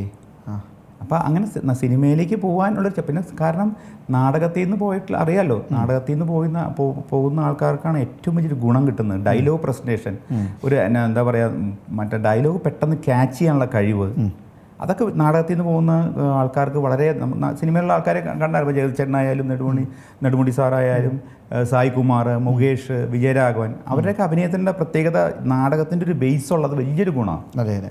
അത് പുതിയ തലമുറയിലെ കുട്ടികൾ ഇപ്പോൾ കലാനിലയത്തിൽ നിന്നല്ല ഞാൻ പറഞ്ഞത്, എവിടെയെങ്കിലും നാടകത്തിൽ കുറച്ച് എക്സ്പീരിയൻസ് ഉണ്ടെങ്കിൽ സിനിമയ്ക്ക് അഭിനയിക്കാൻ പോകുന്ന കുട്ടികൾക്ക് ഒരു എക്സ്പീരിയൻസ് ഉണ്ടെങ്കിൽ അത് വളരെ നല്ലതായിരിക്കും. ശരിക്കും പറഞ്ഞു കഴിഞ്ഞാൽ അത് ഏത് നാടകത്തിലായാലും, കലാനിലയത്തിൻ്റെ എന്നല്ല ഞാൻ പറഞ്ഞു, എല്ലാ നാടകത്തിൽ കുറച്ച് കാലമെങ്കിലും അഭിനയിക്കണം എന്നാണ് ഞാൻ പറയുന്നത്, സിനിമയിലേക്ക് പോകാൻ താല്പര്യമുള്ളവർ. ഞാനൊരു വേറെ കാര്യം എന്ന് പറഞ്ഞാൽ ഈ 2-2.5 മണിക്കൂറുള്ള കാര്യങ്ങൾ, ഡയലോഗുകൾ ഇങ്ങനെ കാണാതെ പഠിച്ചു വെച്ച് പറയുകയാണോ, അതോ അത് പ്രോംപ്റ്റ് ചെയ്യുന്നതിന് വേണ്ടിയിട്ടുള്ള എന്തെങ്കിലുമൊക്കെ ഒരു സംവിധാനം? കാരണം നിങ്ങളുടെ വേദി എന്ന് പറഞ്ഞാൽ 10,000 ഇതുണ്ടല്ലോ, സ്ക്വയർ ഫീറ്റ്, വലിയ സ്റ്റേജ് മാത്രമുണ്ട്, 10,000 സ്ക്വയർ ഫീറ്റ് ഉണ്ട്. അപ്പോൾ അങ്ങനത്തെ ഏതെങ്കിലും രീതിയിൽ പ്രോംപ്റ്റ് ചെയ്ത് കൊടുക്കാനൊക്കെ ഉള്ള സംവിധാനങ്ങളുണ്ടോ, അതോ ഫുള്ള് കാണാതെ പഠിക്കുകയാണോ എന്നുള്ളതാണ്. അതാണ് ഞാൻ പറഞ്ഞത്, നാടകത്തിൽ അഭിനയിക്കുന്നവരുടെ ഏറ്റവും വലിയ ക്വാളിറ്റി അത് ഡയലോഗ് കാണാപ്പാടം പഠിച്ചിട്ടാണ് അവർ പറയുന്നത്. ഓക്കെ. ഇത്രയും ഡയലോഗ് തീർച്ചയായിട്ടും. അപ്പം അതുപോലെ തന്നെ നിങ്ങളുടേത് ഒരു സ്ഥിരം നാടകവേദിയാണ്. അതായത് ഒരു സ്ഥലത്ത് നിങ്ങൾ ഒരു ചുരുങ്ങിയതൊരു 40 അല്ലെങ്കിൽ 50 ദിവസം വരെയൊക്കെ ഒരു സ്ഥലത്ത് തന്നെ ഉണ്ട്. ഇനിയിപ്പോൾ ഞാൻ മനസ്സിലാക്കുന്നത് കൊല്ലത്തേക്കാണ് വരുന്നത്. അപ്പോൾ ഈ ഇതിലെ ഒരു അഭിനേതാക്കൾ എനിക്ക് തോന്നുന്നു ഒരു 75-80 പേരെങ്കിലും കാണുമെന്ന് തോന്നുന്നു അല്ലേ? അഭിനയിക്കാൻ തന്നെ 10 പേരുണ്ടോ മൊത്തം നിങ്ങളുടെ ക്രൂ? അത് നിങ്ങളുടെ ഓഫീസിലും ടിക്കറ്റ് കൊടുക്കുന്നവരും എല്ലാവരും ഉൾപ്പെടെ, ടെക്നീഷ്യൻസും എല്ലാം കൂടെ ഉൾപ്പെടെ, എങ്ങനെയായാലും അഭിനയിക്കാൻ തന്നെ ഒരു 10-80 പേരെങ്കിലും കാണും. അപ്പോൾ ഇതിൽ പ്രധാനപ്പെട്ട ആർക്കെങ്കിലും ഒരാൾക്ക് ഒന്ന് വയ്യാതെ വന്നാൽ, എന്തെങ്കിലും ഒരു ബുദ്ധിമുട്ട് വന്നാൽ എന്ത് ചെയ്യും? കാരണം ഇതൊരു സ്ഥിരം നാടകവേദിയല്ലേ, അത് ആളുകൾ നേരത്തെ ടിക്കറ്റ് ബുക്ക് ചെയ്യുകയും ചെയ്യുന്നുണ്ട്. അപ്പോൾ അത് അങ്ങനെ ഒരു ബുദ്ധിമുട്ട് വന്നിട്ടുണ്ടോ എന്നെങ്കിലും? അഥവാ അങ്ങനെ ഒരു ബുദ്ധിമുട്ട് വരികയാണെങ്കിൽ, ഇപ്പോൾ ഈ യക്ഷിയായിട്ട് അഭിനയിക്കുന്ന കുട്ടിക്ക് വരാൻ പറ്റിയില്ല എങ്കിൽ ഏതെങ്കിലും ഒരു കാരണവശാൽ, അല്ലെങ്കിൽ എന്താ ചെമ്പകരാമൻ പിള്ള, അങ്ങനെയല്ലേ പോലീസ് ഉദ്യോഗസ്ഥൻ്റെ പേര്, സൂര്യകാലടി ഭട്ടതിരി, അങ്ങനെ പലരും ഉണ്ട് ഇങ്ങനെ വൈദ്യനായിട്ട് അഭിനയിക്കുന്നത്, അങ്ങനെ ഉണ്ട്. നാടകം കണ്ടവർക്കറിയാം ഈ പേരുകളൊക്കെ. അപ്പോൾ ഇവർക്ക് ആർക്കെങ്കിലും ഒരാൾക്ക്, ഇവരൊക്കെ പ്രധാനപ്പെട്ട ഒരാൾ ഇല്ലെങ്കിൽ സ്റ്റക്കായി പോയി. അപ്പൊ അങ്ങനെ ഒരു പ്രശ്നം വന്നാൽ എന്ത് ചെയ്യും? എത്ര പേരുണ്ട്? 25-30 പേരെങ്കിലും പ്രധാനപ്പെട്ട ആളുകളാണ്. അപ്പൊ അതെന്ത് ചെയ്യും? അങ്ങനത്തെ ഒരു അനുഭവം വന്നിട്ടുണ്ടോ? ഇന്ന് വരെ കലാനിലയത്തിൻ്റെ നാടകം ഇത്രയും വർഷം ആയിട്ടും ഒരു നടൻ അല്ലെങ്കിൽ നടി ഇല്ല എന്ന് പറഞ്ഞിട്ട് നാടകം നിർത്തിവെക്കേണ്ട അവസ്ഥ വന്നിട്ടില്ല. ഓക്കെ. ഒന്നാമത്തെ കാര്യം, അതിനകത്ത് എല്ലാവരെയും എല്ലാ വേഷവും, ഇപ്പോൾ ഒരു നാടകത്തിൽ ഒരാൾ വരുമ്പോൾ, അഭിനയിക്കാൻ വരുമ്പോൾ, ഞാൻ പണ്ടും അങ്ങനെയാണ്, ഒരു വേഷമല്ല പഠിപ്പിക്കുന്നത്. ഓക്കെ. അവർക്ക് പറ്റുന്ന പല വേഷങ്ങളും റിഹേഴ്സൽ കൊടുക്കുന്നുണ്ടാവും. എന്നിട്ടായിരിക്കും അതിനൊരു ഒരു വേഷം നമ്മൾ സെലക്ട് ചെയ്യും. പക്ഷെ അറ്റ് എ ടൈം തന്നെ അവർ മറ്റേ വേഷവും കണ്ടുവച്ചിട്ടുണ്ടാവും. ഓക്കെ. അപ്പോൾ പിന്നെ ഇത്രയും പേരുണ്ടല്ലോ, എല്ലാവർക്കും മറ്റുള്ള ഒരു ലേഡി ആർട്ടിസ്റ്റ് ആണെങ്കിൽ അവരുടെ മനസ്സിൽ എപ്പോഴും ഉണ്ടാവുന്നത് അടുത്ത മെയിൻ ക്യാരക്ടർ എടുക്കണം എന്നല്ലേ ആഗ്രഹം ഉണ്ടാവുക. അതെ. അപ്പോൾ സ്വാഭാവികം ഇപ്പം ഒരാൾ വന്നു കഴിഞ്ഞാൽ, നമുക്ക് ഈ വേഷം പറ്റും, അഭിനയിക്കാൻ പറ്റും എന്നൊരു തോന്നൽ വന്നു കഴിഞ്ഞാൽ അവർ അത് വാച്ച് ചെയ്തുകൊണ്ടിരിക്കും. നമ്മളും ഒരു ആർട്ടിസ്റ്റിനെ എടുക്കുമ്പോൾ ഒരു വേഷത്തിന് വേണ്ടി മാത്രമായിട്ടല്ല ഞാനും സെലക്ട് ചെയ്യുന്നത്. ഈ കുട്ടി യക്ഷിയായിട്ട് അഭിനയിക്കാൻ കൊള്ളാം, മറ്റേ ക്യാരക്ടറും കൊള്ളാം. അപ്പോൾ ആ കുട്ടിയുടെ തന്നെ പറയും, സെക്കൻഡ് ക്യാരക്ടർ എടുക്കുന്ന ലേഡിയോട് ഞാൻ പറയും, മറ്റേ വേഷവും കണ്ടുവെക്കണം കേട്ടോ എന്ന് പറയും. അപ്പോൾ ഇന്ന് വരെ അങ്ങനെ ഒരു അബദ്ധം ഇതുവരെ ഉണ്ടായിട്ടില്ല. ആളില്ലാണ്ടിരുന്നിട്ടുമുണ്ട്. ചിലപ്പോൾ വേറെ വേഷം എടുക്കാൻ ആളില്ലാത്ത അവസരത്തിൽ ഈ ഞാൻ പോലും അഭിനയിച്ചിട്ടുണ്ട്. രക്തരക്ഷയിൽ നായകനായിട്ടും അഭിനയിച്ചിട്ടുണ്ട്, എല്ലാ വേഷവും ഞാൻ അഭിനയിച്ചിട്ടുണ്ട്. അപ്പോൾ ഈ കഴിഞ്ഞ തൃപ്പൂണിത്തുറ ക്യാമ്പിൽ വരെ ഞാൻ അഭിനയിച്ചിട്ടുണ്ട്. ഒരാൾക്ക് പെട്ടെന്ന് വീട്ടിൽ പോണ്ടി വന്നു, അയാൾക്ക് പകരം അഭിനയിക്കാൻ ഒരാൾക്ക് റിഹേഴ്സൽ കൊടുത്തിട്ടുണ്ട്, അദ്ദേഹത്തിന് വീട്ടിൽ പോണ്ടി വന്നു. ഉച്ചയായി കഴിഞ്ഞാൽ വേറെ ഒരു രക്ഷയില്ല. അങ്ങനെ ഞാൻ വൈകുന്നേരം ഒരു 3-4 ദിവസം ഞാൻ അഭിനയിച്ച ഒരു റോള്. അപ്പം നാടകം ഏത് വേഷവും എടുക്കാൻ നമ്മൾ തയ്യാറാണ്. ഒരു രക്ഷയിൽ ഇനിയിപ്പോൾ ഈ കാലത്ത് ഇനി നായകനായിട്ടൊന്നും എടുക്കാൻ എന്നെ കൊണ്ട് പറ്റില്ല, എന്നാലും നമുക്കും പറ്റുന്ന. പക്ഷേ അതുപോലെ എല്ലാവരും അവിടെ തയ്യാറായിരിക്കും, ഓരോ വേഷം എടുക്കാൻ എല്ലാവർക്കും അറിയാം. അങ്ങനെ ആക്കി വെക്കും. അല്ലെങ്കിൽ നമുക്ക് നാടകം മുടങ്ങും. കാരണം ഇതെല്ലാം ഓൺലൈനിലൊക്കെ ബുക്ക് ചെയ്യുന്നതല്ലേ. ഒരാളില്ലാന്ന് വെച്ചാൽ നമുക്ക് നാടകം മുടക്കാൻ പറ്റില്ലല്ലോ. അപ്പോൾ അതിനെല്ലാം ഈവൻ ടെക്നിക്കലായാലും എല്ലാ സൈഡിലായിട്ടും അതിന് ഒരു സബ്സ്റ്റിറ്റ്യൂട്ടായിട്ട് നമ്മൾ ആളെ കണ്ടുവച്ചിട്ടുണ്ടാവും. കാരണം ഇത്രയും പേരുണ്ടല്ലോ. അപ്പം ഇനി മറ്റൊരു ചോദ്യം, ഇപ്പോൾ ഈ കലാനിലയം കൃഷ്ണൻ നായർ എന്ന് പറയുമ്പോൾ തന്നെ, എന്ന് കേൾക്കുമ്പോൾ തന്നെ ഒരുപക്ഷെ ഈ ജേർണലിസ്റ്റുകളൊക്കെ ആയിട്ടുള്ള ആളുകൾക്ക് അവരുടെ ജേർണലിസം ക്ലാസ്സുകളിൽ പോലും പഠിപ്പിക്കുന്ന ഒന്നാണ് തനിനിറം. അച്ഛൻ അങ്ങനെ ഒരു പേര് കൂടെയുണ്ട് അല്ലേ, തനിനിറം കൃഷ്ണൻ നായർ എന്നൊരു പേര് കൂടെയുണ്ട്. ഈ പത്രപ്രവർത്തനവും കലാപ്രവർത്തനവും ഒരേപോലെ കൊണ്ടുപോയിരുന്ന ഒരു ആൾ കൂടെയാണ് അച്ഛൻ. ഈ പണ്ടൊക്കെ തനിനിറം ഇങ്ങനെ ഇറങ്ങിയിട്ട് വായിക്കാനിരുന്ന ആളുകളുടെ ഒരു വലിയൊരു വായനക്കാർ തന്നെ ഉണ്ടായിരുന്നു. വലിയൊരു ചലനം സൃഷ്ടിച്ച പത്രം കൂടിയാണത്. അച്ഛനെ ഒരു പത്രപ്രവർത്തകൻ എന്നൊക്കെയുള്ള രീതിയിൽ എങ്ങനെയാണ് അനുസ്മരിക്കുന്നത്? അതുമായി ബന്ധപ്പെട്ട ഓർമ്മകളൊക്കെ ഉണ്ടോ? പ്രത്യേകിച്ച് അച്ഛൻ ഈ നാടകത്തിൽ അഭിനയിച്ചുകൊണ്ടിരിക്കുക അല്ലെങ്കിൽ നാടകത്തിൻ്റെ പ്രവർത്തനങ്ങളിലൊക്കെ ഉണ്ടായിരുന്ന കാലഘട്ടത്തിൽ തന്നെ ആയിരുന്നു ഈ പത്രവും നടത്തിക്കൊണ്ട്? അതെ, ഇതിൻ്റെ കൂടെ തന്നെയാണ് അതും ഉണ്ടായിരുന്നത്. പക്ഷെ ഒരു എന്നെ സംബന്ധിച്ച് ഞാനും അച്ഛനും അമ്മയും അധികവും തിയേറ്ററുമായിട്ടാണ് എനിക്ക് കൂടുതൽ ബന്ധം. അപ്പോൾ ഒരു പത്രപ്രവർത്തകൻ എന്നുള്ള നിലയ്ക്ക് ഞാൻ അച്ഛനെ കണ്ടിട്ടുള്ളത് വളരെ കുറച്ച് സമയങ്ങൾ മാത്രമേ ഉണ്ടായിരുന്നു. അധികവും ഞാൻ കേട്ടുള്ള ആൾക്കാർ പറഞ്ഞിട്ടുള്ള അറിവിൽ നിന്നാണ് ഞാൻ കൂടുതൽ അത് മനസ്സിലാക്കിയിട്ടുള്ളത്. കാരണം അച്ഛൻ്റെ പത്രപ്രവർത്തനം ആദ്യത്തെ ഒരു ഇൻവെസ്റ്റിഗേറ്റീവ് ജേർണലിസം എന്ന് പറഞ്ഞ സാധനം കൊണ്ടുവന്നത് തന്നെ അച്ഛൻ തന്നെയാണെന്ന് എനിക്ക് തോന്നുന്നത്. നമ്മുടെ റോയ് സാറ് ക്ലാസ് എടുക്കുമ്പോൾ എപ്പോഴും അച്ഛനെ പറ്റി മെൻഷൻ ചെയ്യാറുണ്ടെന്ന് പറയാറുണ്ട്. അതുപോലെ മറിയക്കുട്ടിക്കൊല കേസ്, പിന്നെ ഹൈക്കോടതിയിലെ ചീഫ് ജസ്റ്റിസ് രാഘവൻ അദ്ദേഹത്തിൻ്റെ വയസ്സ് തിരുത്തൽ കേസ്, അതൊക്കെ വലിയ പ്രമാദമായ കേസുകളാണ്. അതെ, അതൊക്കെ അച്ഛൻ്റെ ഒരു ധീരമായൊരു പത്രപ്രവർത്തനം തന്നെയാണെന്നാണ് ഞാൻ കേട്ടിട്ടുള്ളതും. കാരണം അതിനെപ്പറ്റി കൂടുതൽ പറയാൻ ഞാൻ ആ കാലഘട്ടത്തിൽ അതിനോട് എനിക്ക് പൊതുവെ അതിനോട് വലിയ താല്പര്യം ഉണ്ടായിരുന്നില്ല സത്യം പറഞ്ഞാൽ. പത്രപ്രവർത്തന മേഖലയോട് അതിനെനിക്ക് ഞാനത് കൊച്ചുകുട്ടിക്കാലം തൊട്ട് ഞാൻ പറഞ്ഞു, എൻ്റെ അമ്മ എന്നെ പ്രസവിക്കുന്നതിന് 5 ദിവസം മുമ്പ് വരെ മലബാർ ലഹള എന്ന് പറയുന്ന നാടകത്തിൽ 18 വയസ്സായ ഒരു പെൺകുട്ടിയുടെ ക്യാരക്ടർ അഭിനയിച്ചിട്ടാണ് അമ്മ 5 ദിവസം കഴിഞ്ഞപ്പോഴാണ് എന്നെ പ്രസവിച്ചത്. ഓക്കെ, അങ്ങനത്തെ. അപ്പം ഞാൻ ജനിച്ചതും വളർന്നതും ജീവിച്ചതും ഇപ്പോൾ ജീവിച്ചുകൊണ്ടിരിക്കുന്നതും നാടകത്തിൽ കൂടിയാണ് കൂടുതൽ. അപ്പം എന്നെ സംബന്ധിച്ച് എപ്പോഴും നാടകമായിരുന്നു എന്നെ സംബന്ധിച്ചുള്ള. ഇപ്പം അച്ഛൻ മരിച്ചപ്പോൾ ഞാൻ നാടകത്തിലേക്കാണ് കൂടുതൽ വരാൻ ശ്രമിച്ചത് സത്യം പറഞ്ഞു കഴിഞ്ഞാൽ. അപ്പോൾ അച്ഛനെ പറ്റി മറ്റുള്ളവർ പറഞ്ഞിട്ടുള്ളതാണ് എനിക്ക് ഏറ്റവും കൂടുതൽ അറിയാവുന്നത് പത്രപ്രവർത്തകൻ എന്നല്ല. പക്ഷെ അത് വളരെ ധീരമായ 2 എഡിഷൻ ഉണ്ടായിരുന്നു. അതെ, അന്നത്തെ കാലത്തൊക്കെ 2 എഡിഷൻ ഉണ്ടാവുക എന്ന് പറഞ്ഞാൽ വലിയൊരു കാര്യമല്ലേ. പിന്നെ ഇതെല്ലാം കൂടി ഒരുമിച്ചാണ് കൊണ്ടുപോയിക്കൊണ്ടിരുന്ന അച്ഛൻ. അതാണ് വലിയൊരു അത്ഭുതം. നാടകം, അതുപോലെ സിനിമ പ്രൊഡക്ഷൻ ഉണ്ടായിരുന്നു അച്ഛന്. നമ്മുടെ ഉത്സവം എന്ന് പറഞ്ഞ സിനിമയൊക്കെ അച്ഛനാണ്. വിശേഷ ആദ്യം കൊണ്ടുവന്ന അച്ഛനാണ്. അതേപോലെ രവികുമാറിനെ ആദ്യമായിട്ട് കൊണ്ടുവന്ന ഉല്ലാസയാത്ര നമ്മുടെ സിനിമയിൽ കൂടിയാണ്. അപ്പോൾ സിനിമ പ്രൊഡക്ഷൻ ഉണ്ടായിരുന്നു. അതിനോട് പത്രപ്രവർത്തനം, അവരുടെ ഹോട്ടലുണ്ടായിരുന്നു, എസ്റ്റേറ്റ് ഉണ്ടായിരുന്നു. അപ്പോൾ അന്ന് ചാനലില്ലായിരുന്നു, അത് തുടങ്ങിയില്ല അച്ഛൻ. എല്ലാം ഉണ്ടായിരുന്നു കാലത്ത്. പക്ഷേ എന്നെ സംബന്ധിച്ചിട്ട് ഞാനും ഇപ്പം അമ്മ നാടകത്തിലുള്ള അച്ഛനും അമ്മയും കൂടിയാണ് നാടകത്തിലെ കാര്യങ്ങൾ നോക്കിക്കൊണ്ടിരുന്നത്. അമ്മ ആണ് അതിനകത്ത് പ്രധാനപ്പെട്ട പല ക്യാരക്ടറും എടുത്തിട്ടുണ്ട്. അതുപോലെ നമ്മുടെ ഗുരുവായൂരപ്പൻ്റെ കുറൂരമ്മ, കുറേ പ്രധാനപ്പെട്ട വേഷങ്ങളൊക്കെ അമ്മ എടുത്തിട്ടുള്ളതാണ്. അപ്പം എന്നെ സംബന്ധിച്ചിട്ട് ഏറ്റവും കൂടുതൽ കാര്യങ്ങളെക്കുറിച്ച് വാഴപ്പള്ളി ജാനകി വളരെ ഫേമസ് ആയിരുന്നു. വളരെ വ്യത്യസ്തമായൊരു കഥാപാത്രമായിരുന്നു, കണ്ടിട്ടുള്ളവർക്ക് അറിയാതെ. പിന്നെ കായംകുളം കൊച്ചുണ്ണിയിൽ അഭിനയിച്ച നടനാണ് ഇന്ത്യയിലെ ഏറ്റവും നല്ല ഏറ്റവും നല്ല നടൻ്റെ അവാർഡ് കിട്ടിയത്, ദേശീയ അവാർഡ്. അതിനുശേഷം ആർക്കും കിട്ടിയിട്ടില്ല. വീട്ടരന്താഷോ എന്ന് പറഞ്ഞ അദ്ദേഹമായിരുന്നു. അതിനുശേഷം ആരും കിട്ടിയിട്ടില്ല എന്ന് എനിക്ക് തോന്നുന്നു. ഇന്നും നിങ്ങൾ ഗൂഗിളിൽ കായംകുളം കൊച്ചുണ്ണിയുടെ ഗൂഗിളിൽ അടിക്കുമ്പോൾ ആദ്യം വരുന്ന ഫോട്ടോ അദ്ദേഹത്തിൻ്റെ ഫോട്ടോയാണ്. ഇപ്പം നിവിൻ പോളിലേക്ക് വരും ഇപ്പോഴത്തെ കാലത്തായാണ്. പക്ഷേ പൊതുവെ അദ്ദേഹത്തിൻ്റെ ഫോട്ടോ വരുന്നു. അപ്പം അങ്ങനെ പത്രപ്രവർത്തകൻ എന്ന നിലയ്ക്ക് കൂടുതൽ അറിയില്ല. പക്ഷെ നാടകം ആയിരുന്നു എന്നെ സംബന്ധിച്ച് ഏറ്റവും കൂടുതൽ അട്രാക്ട് ചെയ്തിട്ടുണ്ട്. പലരും എന്നോട് ചോദിച്ചു പ്രൊഡക്ഷൻ കമ്പനിയുള്ള സിനിമയിലേക്ക് പൊക്കൂടെയെന്ന്. എന്നെ അതൊരിക്കലും ആകർഷിച്ചിട്ടില്ല. അതെ, ശരിക്കും ഒരു നടനാകുക അല്ലെങ്കിൽ അഭിനയത്തിലൂടെ ഒരു തൃപ്തി കണ്ടെത്തുന്ന ആൾക്ക് സിനിമയാണെങ്കിലും നാടകമാണെങ്കിലും പ്രശ്നമില്ല എന്നുള്ള അല്ലേ? തീർച്ചയായും നാടകമാണ് ഒരു നടനെ സംബന്ധിച്ച് ഏറ്റവും വലിയ ചലഞ്ച് എന്ന് പറഞ്ഞ നാടകമാണ്. ഒരു സ്റ്റേജിൽ മറ്റേ നമുക്ക് റീടേക്ക് ഉണ്ട്. അതെ, സിനിമ സംവിധായകന്റെ കലയും നാടകം നടന്റെ കലയാണെന്ന് നടൻ്റെ കഴിവ് തന്നെയാണ്. നാടകത്തിലൊരു ഒരു ക്യാരക്ടർ ചെയ്ത് ഫലിപ്പിക്കുക എന്ന് പറഞ്ഞാൽ ഒരു വലിയൊരു കാര്യമാണ്. കാരണം ഇപ്പോൾ ഞാൻ പറയാം, പെട്ടെന്ന് ഒരാൾക്കും പറ്റാത്തൊരു കാര്യമാണ് സത്യം പറഞ്ഞാൽ. ഞാൻ നാടകത്തിൽ ഒരു റോള് എടുത്ത് വിജയിപ്പിച്ചാൽ വലിയ കഴിവ് തന്നെയാണ്. കാരണം ഡയലോഗ് തെറ്റിപ്പോയാൽ പോയില്ലേ, വരണ്ട് നിന്ന് കഴിഞ്ഞാൽ കഴിഞ്ഞില്ലേ. അതുമല്ല അദ്ദേഹത്തിന്റെ മാത്രമല്ല, മറന്നുപോയാലും പ്രശ്നമാണ്, കൂടെ നിൽക്കുന്ന എല്ലാവർക്കും പ്രശ്നമാണ്, സ്റ്റക്കായി പോയില്ലേ. ഇതൊരു ചെയിൻ ഓഫ് റിയാക്ഷൻ ആണ്. പക്ഷേ അത് ചിലവർക്ക് മറന്നിട്ടുണ്ട്, മറന്നു പോയിട്ടും ഉണ്ടാവും. പക്ഷെ അതാണ് സ്റ്റേജ് ബാലൻസ് എന്ന് പറഞ്ഞത്. മറ്റൊരാൾ അറിയില്ല. അതെ, കൂടെ നിൽക്കുന്ന ആക്ടറെ പോലും അറിയിപ്പിക്കാതെ അതിനെ മറികടക്കാനുള്ള കഴിവുണ്ട് ചില നടന്മാർക്ക്. അപ്പം നമ്മുടെ നാടകത്തിലും ചിലർക്ക് ചിലപ്പോൾ ഡയലോഗ് തെറ്റിയിട്ടുണ്ടാവും, പക്ഷെ ഓഡിയൻസ് അറിയുന്നുണ്ടാവില്ല. പക്ഷെ കൂടെ നിൽക്കുന്ന ആൾക്കാർ അത് മനസ്സിലാക്കി അതിനെ മാനേജ്, ഇവൻ അതിനെ ഓവർടേക്ക് കറക്റ്റ് അത് ചെയ്തോളും. കഴിവാണ്. പക്ഷെ നാടക നടൻ എന്ന് പറയുന്നതാണ് എൻ്റെ തോന്നിയിട്ടുള്ളത് നാടകനടനുള്ള ഒരാൾക്കാണ് ഏറ്റവും നല്ല കഴിവ് വേണ്ടതും. അത് ചെയ്ത് ഫലിപ്പിച്ച് കഴിഞ്ഞാൽ അയാൾക്ക് എവിടെ പോയി ഏത് സിനിമ ഇതിനും കഥാപാത്രം എടുക്കാൻ പറ്റുന്നതാണ് എനിക്ക് വിശ്വാസം. ഓക്കെ, ഇപ്പം നമ്മൾ അച്ഛനെ ഒരു പത്രപ്രവർത്തകൻ എന്നുള്ള രീതിയിലൊക്കെ അനുസ്മരിച്ചു.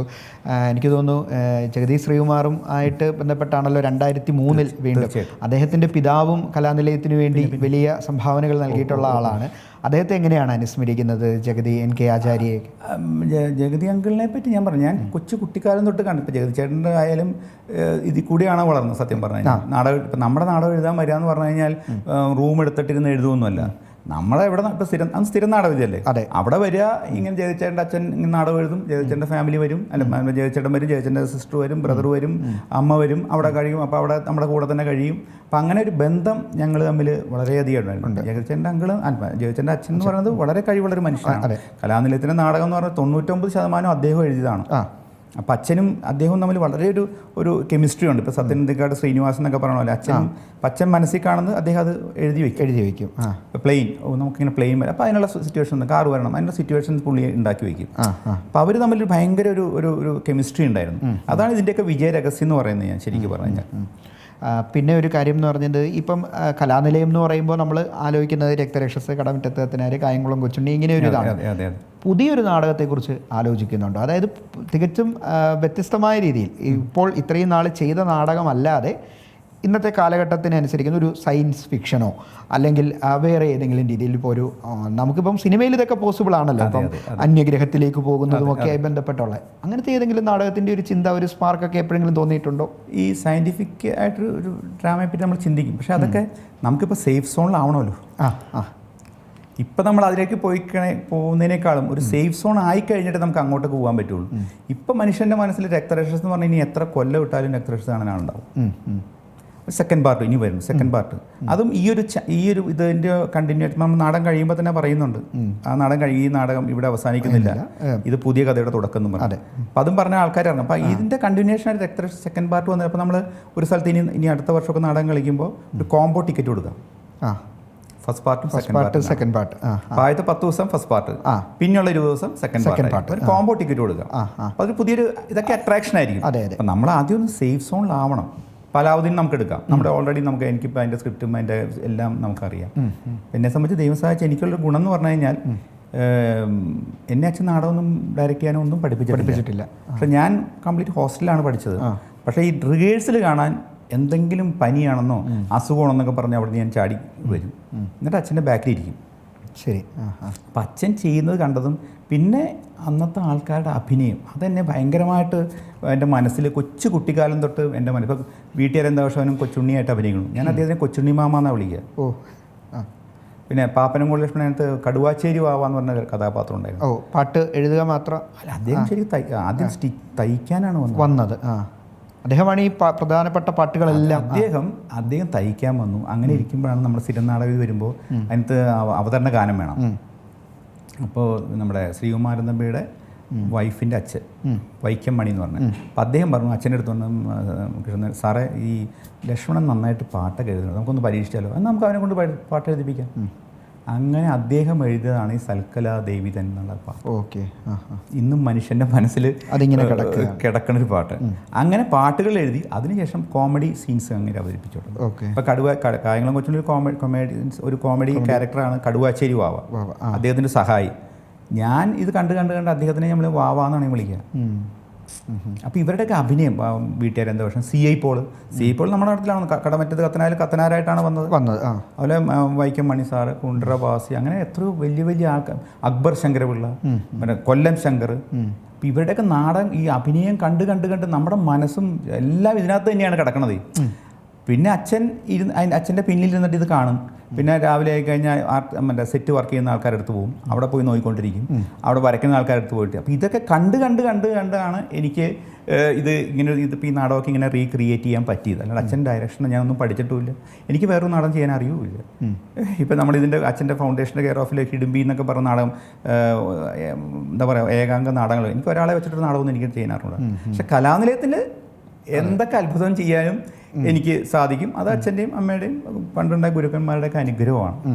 അപ്പോൾ ആ ഒരു ഇതിൽ കൂടെയാണ് ഞാൻ ഇങ്ങനെ ഇവിടം വരെ എത്തിയിട്ടുള്ളത്. ശരി. ഇപ്പം ഞാൻ മനസ്സിലാക്കുന്നത് ഇനി കൊല്ലത്താണ് വേദി. അപ്പോൾ ഈ കൊല്ലത്തിന് ശേഷമുള്ള വേദികൾ ഏതൊക്കെയാണ്? വിദേശത്തേക്കൊക്കെ മൊത്തത്തിൽ പ്രത്യേകിച്ച് ഒരു സ്ഥിരം നാടകവേദിയൊക്കെ ആയതുകൊണ്ട് അങ്ങനെയൊക്കെ ചെയ്യുന്നതിന് വേണ്ടിയിട്ടുള്ളൊരു ആലോചനകളൊക്കെ ഉണ്ടോ? അല്ല, നാടകം പലരും നമ്മളെ പുറത്തേക്ക് കൊണ്ടുപോകാൻ, ഇപ്പോൾ സോഹൻ സാറിൻ്റെ ഇപ്പോൾ അദ്ദേഹത്തിന് ഓൾ ഓവർ വേൾഡ് കമ്പനിയുണ്ട്. 72 കമ്പനിയോളം ലോകത്തെ ആകമാനം വളർന്നു കിടക്കുന്ന ഒരു വലിയൊരു പ്രസ്ഥാനമാണ് ഏരീസ് ഗ്രൂപ്പ് എന്ന് പറയുന്നത്. പുറത്തുനിന്ന് നമുക്ക് കൊണ്ടുപോകാം. പക്ഷേ ഇത് ഇത്രയും സെറ്റപ്പ് അവിടെ കൊണ്ടുപോകുക എന്ന് പറയുന്നത് വലിയൊരു ചലഞ്ചാണ്. അതെ. ഇനി സ്റ്റേജ് നമുക്ക് അവിടെ ഉണ്ടാക്കണം. ഇപ്പോൾ ഗൾഫിൽ നിന്ന് നമുക്ക് ഇഷ്ടം പോലെ എപ്പോഴും വന്നിട്ട് നാടകം കിട്ടുന്ന ഗൾഫിൽ കൊണ്ടുപോകാൻ പറഞ്ഞ ആൾക്കാർ വരും. പക്ഷെ നമുക്കിത് അവിടെ പോയി സെറ്റ് ചെയ്യുക എന്ന് പറഞ്ഞാൽ വലിയൊരു, ഇപ്പോൾ സെറ്റ് നമുക്ക് ഒരു പരിധി വരെ കൊണ്ടുപോകാമെന്ന് വെക്കാം. പക്ഷേ ഇതൊക്കെ കെട്ടി അവിടെ ഉണ്ടാക്കി എടുക്കുക എന്ന് പറഞ്ഞാൽ വലിയൊരു കാര്യമല്ലേ. പക്ഷേ ഭാവിയിൽ നമുക്ക് പോയിക്കൂടാന്നില്ല. ഇപ്പോൾ ഏരീസൊക്കെ ഉള്ളതുകൊണ്ട് നമുക്ക് അവരുടെ വലിയൊരു സപ്പോർട്ടും ഉള്ളതുകൊണ്ട് നമുക്ക് ഭാവിയിൽ പോവാം എന്നുള്ളത് നമുക്ക് പറ്റും. പിന്നെ ഇപ്പോൾ കൊല്ലം കഴിഞ്ഞ് കോട്ടയം വരും. അതിൻ്റെ കൂടെ അത് കഴിഞ്ഞ് ഓരോരോ സ്ഥലങ്ങളിലേക്ക് പോകും. പക്ഷേ നമ്മുടെ അച്ഛൻ്റെ വലിയൊരു സ്വപ്നമായിരുന്നു സ്ഥിരം നാടകവേദി എന്നുള്ള സംഭവം. അതായത് സ്ഥിരമായിട്ട് ഒരു സ്ഥലത്ത്, അതായത് വർഷങ്ങൾക്ക് മുമ്പ്, അതായത് 1970 അച്ഛൻ പ്ലാൻ ചെയ്തൊരു വലിയൊരു വിഭാവനം ചെയ്തൊരു സ്ഥിരം നാടകവേദി പ്ലാൻ ചെയ്താണ്. അതായത് നമ്മുടെ എറണാകുളത്ത് ഗോകുലം പാർക്കിൻ്റെ മുമ്പിൽ 1.5 ഏക്കർ അച്ഛൻ GCD നിന്ന് എടുത്താണ്. അതായത് 100 വർഷത്തേക്ക് അന്നത്തെ കാലത്ത് കൊടുക്കും. താഴത്ത് നാടക തിയേറ്റർ, മുകളിൽ സിനിമാ തിയേറ്റർ, മുകളിൽ ഈ സ്റ്റാഫിന് താമസിക്കാനുള്ള ക്വാർട്ടേഴ്സ്, ചുറ്റും ഷോപ്പിംഗ് കോംപ്ലക്സ് പ്ലസ് വിത്ത് എസ്കലേറ്റർ. 1970 എസ്കലേറ്റർ ഒരു പക്ഷേ കേരളത്തിലുള്ള ഒരു ആൾക്കാരൊന്നും കേട്ടിട്ട് പോലും ഉണ്ടാവില്ല. പണ്ട് മറൈൻ ഡ്രൈവിൽ എസ്കലേറ്റർ വന്നപ്പോൾ കാണാൻ വേണ്ടി അവിടത്തേക്ക് ടൂർ പോയിട്ടുള്ള ആൾക്കാരാണ് അന്നത്തെ കാലത്ത് നമ്മളല്ലേ. അപ്പം അത്രയും വർഷങ്ങൾക്ക് മുമ്പ് അച്ഛൻ ഇത് പ്ലാൻ ചെയ്ത് എല്ലാം വന്നു. പക്ഷേ അന്നത്തെ കാലത്ത് ചില രാഷ്ട്രീയ പ്രശ്നങ്ങൾ കാരണം അത് നടക്കാതെ പോയി. പക്ഷേ ഇതേ സാധനമാണ് ഇപ്പോൾ ബോംബെയിൽ റിലയൻസ് മറ്റേ നമ്മുടെ അംബാനി അംബാനി അവിടെ ചെയ്തിരിക്കുന്നത്. സിനിമാ തിയേറ്റർ ഉണ്ട്, ഡ്രാമ തിയേറ്റർ ഉണ്ട്, ഷോപ്പിംഗ് കോംപ്ലക്സ് ഉണ്ട്, മുകളിൽ ഫ്ലാറ്റുകളുണ്ട്. അതെ, 70 അദ്ദേഹം കണ്ട സ്വപ്നം. അപ്പം നമ്മളെ സംബന്ധിച്ചപ്പോൾ ഞങ്ങളുടെ എൻ്റേതായാലും എൻ്റെ ഏറ്റവും വലിയ സ്വപ്നമാണ് അച്ഛൻ്റെ ആഗ്രഹം നടത്തിക്കുക. അതിൽ നമ്മുടെ സോഹൻ സാറും അതിനുവേണ്ടി നമ്മുടെ കൂടെ എന്താ പറയുക അത്രയും ഇതായിട്ട് നമ്മൾ നിൽക്കുന്നുണ്ട്. ഭാവിയിൽ നമുക്ക് അതൊരു വന്നു കഴിഞ്ഞ് കഴിഞ്ഞാൽ അതൊരു വലിയൊരു കാര്യമായിരിക്കും. ഇതിനകത്ത് അഭിനയിക്കുന്ന ആൾക്കാർക്കും വലിയൊരു സ്ഥിരം ആയിട്ട് നമുക്ക് കൊടുക്കാൻ പറ്റും അവിടെ. അതുപോലെ നമ്മുടെ നാടകം മാത്രമല്ല ഞാൻ ഉദ്ദേശിക്കുന്നതിനകത്ത്, നമ്മുടെ നാടകവും നടത്താം, അതുപോലെ മറ്റുള്ള നാടകങ്ങളും കൂടി നമുക്ക് അവിടെ നടത്താൻ പറ്റും.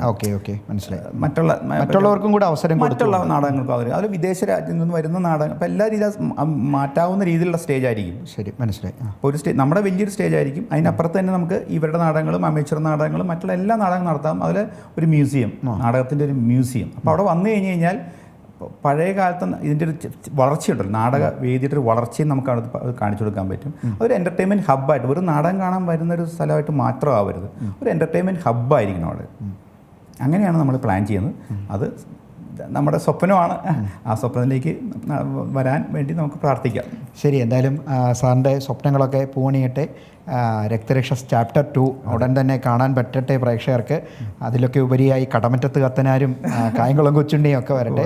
എന്തായാലും വളരെ സന്തോഷം ഈ കലാനിലയം എന്ന് പറയുന്ന പ്രസ്ഥാനത്തെക്കുറിച്ച് ഇത്രയും നേരം ഞങ്ങളോട് സംസാരിച്ചത്. Thank you.